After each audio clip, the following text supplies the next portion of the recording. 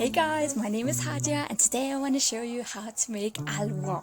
It's a sweet dish served with bread, either for like breakfast or afternoon, and if you've never had it, you are in for a treat.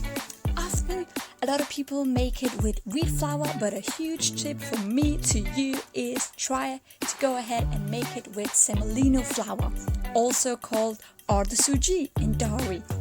With the semolina flour, you'll find that your halwa is going to be like more fluffy, yummy and light as opposed to the wheat flour, which is just kind of like heavy and more thick in a bad way. Well, I think so, at least. Also, make sure that you don't go to the gym and work on your arms the same day you want to make halwa, because this dish is all about stirring. We do not want the sugar and flour to burn, so we are actually stirring basically all the time. In this way, it's actually a lot like making tea. However, it really doesn't take a long time to make it. The main thing is just that you're gonna be using around 10 minutes or so to really thicken the halwa after you've poured your water in the pan.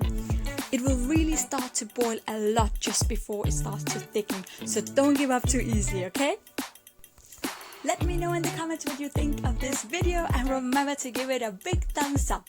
I'll see you next Tuesday. Bye!